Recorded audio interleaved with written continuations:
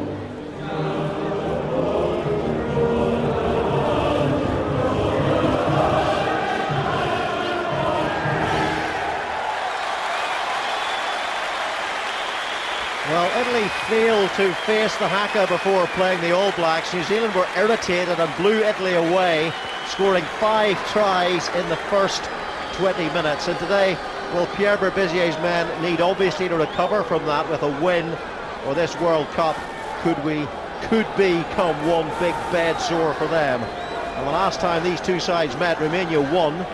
Italy and Romania have met 41 times. Italy have won 21.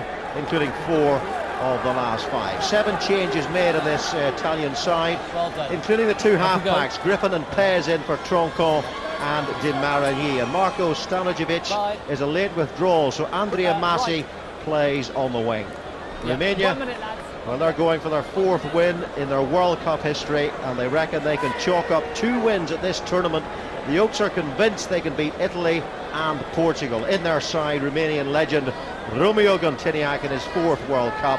Tony Spreadbury in his 2nd World Cup is the referee, the man who handled the opening match of this tournament, France against Argentina, which of course was won by the Argentines. And Tyrone Howe's alongside me, and Italy have got to get back on track here if that match against Scotland in Cincinnati on the 29th is going to be the decider for the quarter-final.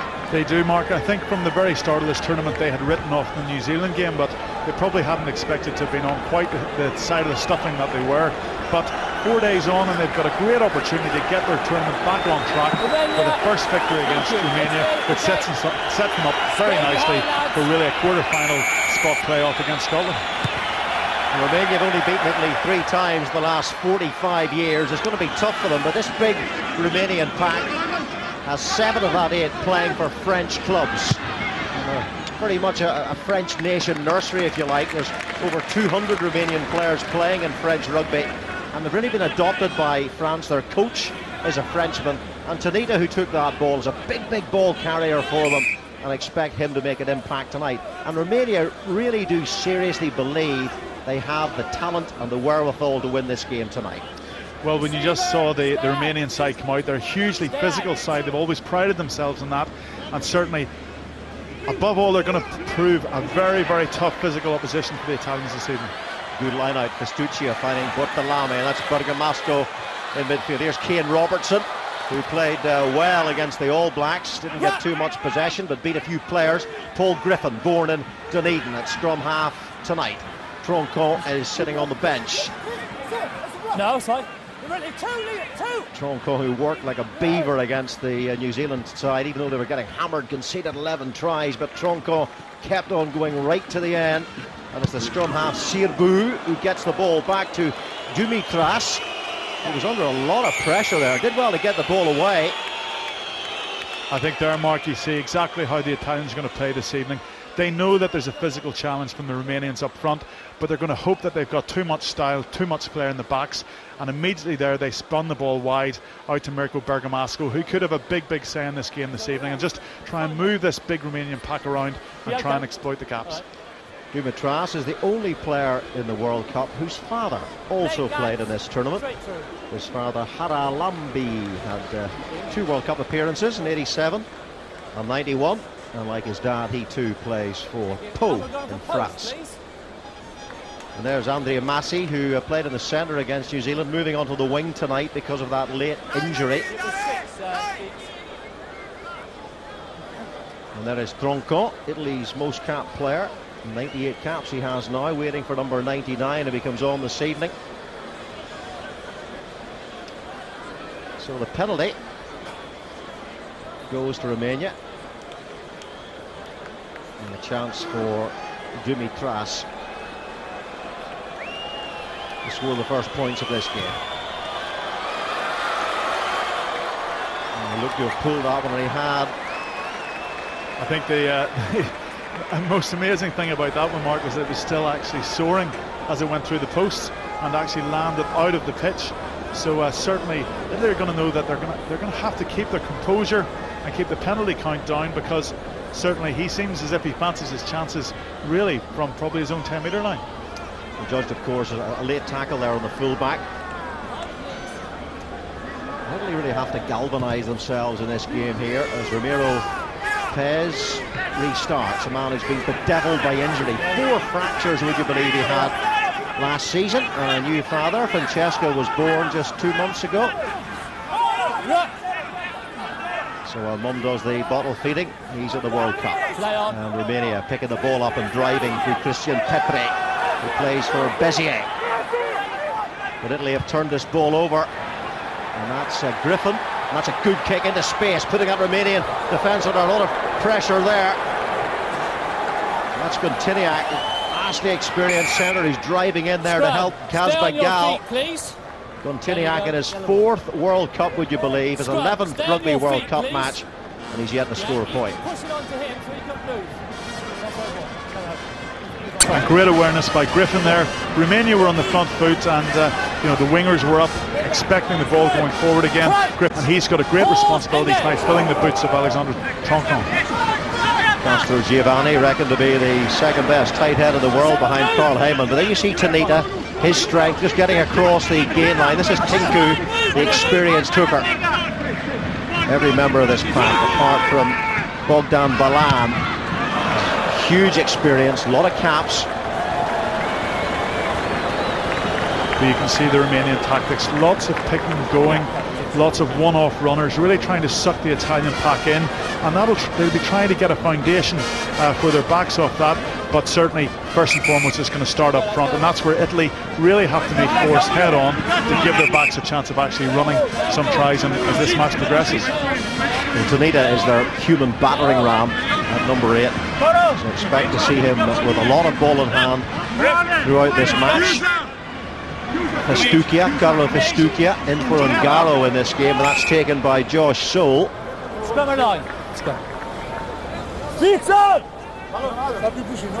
Romania deciding on the scrummage there. The referee saying not straight. They've been very strict on that particular law throughout this World Cup, and why not? And that didn't look like a straight feed, looked crooked. That was a sloppy mistake from Italy there. In Romanian 22, you really want to win your own ball to set up some sort of foundation to set up an attack. Lucian Serbu feeds, and Castro Giovanni doing some damage on that loose head side to Lo Cicero. He's in for Perugini, and Serbu makes a mistake here. A chance for Italy, outside and over. Try is scored for Italy by Santiago Delape. Perfect beginning for the Italians here. Yes, just capitalising on basic fundamental mistakes by the Romanians. They're trying to take it in close, but they're not keeping the ball, they're not retaining the ball well enough, they're not providing clean enough ball for their scrum half, and just Italy capitalising on that, and that's what they're trying to do. They're trying to frustrate the Romanians up front capitalise on any mistakes and just get points on the board and try and build an innings. Little boot coming through there. It was Ramiro Pez who fed the ball on to Delape, but it all came, yeah, a little toe coming through, and that was enough to release the ball. Great awareness by Pez, also the second row outside him, and a great finish, but the Romanians will really want to just try and calm it down, play a bit more rugby down in the Italian half and set up a few attacks there. Looks like Bortolucci is going to be taking the kicks, certainly initially, for the Italians. He has 103 points for his country.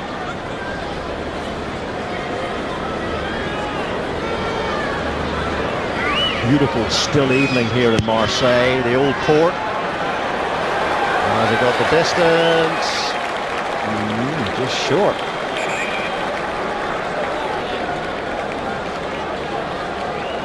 And just see the offload, and there's no way the Romanian winger is going to stop that number 4 from there. Great attempt at the conversion. Unfortunately, just didn't seem to have the distance. Pretty bad news for you that Bortolucci's taking the kicks, because you've got Ramiro Pez in your fantasy team, haven't you? I'm absolutely gutted. I thought Pez was going to be kicking this evening. I'm not sure whether I should be hoping that the disaster falls on Bortolucci, but I need Pez kicking the conversions and penalties this evening. And if Bortolucci leaves them short, he probably will be eventually. Ramiro Pez has 249 points for Italy. You never know, Mark. Pez might just score a hat-trick instead. He might do, just for you. Tony Spreadbury, the effusive and ebullient English referee, paramedic by training, in his 36th international test match. Tinku and the Italians really challenging at that line out well there. They brought a replacement on, Bernabeu. So Delape was injured going over in the act of scoring that try, and Serbu gets the ball into midfield. Again, expecting the ball carriers to be trying to thump holes through the middle, and it's the out half. Demuffed. Serbu again. There you go. Once more, the back row involved. Manta this time. Tonita, Tinku, forwards. It's the way they play. A little bit like the Georgians as they try to punch around the fringes. Tinku picks up. Perpignan player in his 31st appearance. A lot of these Romanians in this side, in their 30s, in their second, third World Cups, and Griffin put under big pressure there, but I think he was taken out in the air. Slow, steady. Just timing. Yeah, poor timing. Timing. Spreaders. Yes, nothing malicious there, just over enthusiasm, I think, just trying to take Griffin out with the ball, but excellent Italian defence in the face of one-off runners outside 10 and 12 channel, and really forcing the Romanians to kick, giving possession back to the Italians, and they'll be very happy with their start in this game. It was Brezoianu, the top try scorer in Romanian history, who was late there. Paul Griffin, who you can see it, yes, it was in the air when he was tackled. It was pretty clear. And a very good clearing kick in the meantime by Ramiro Pez from a tight angle, making fine yardage down that touchline. So Festukia, his first start of the Rugby World Cup, came off the bench against New Zealand.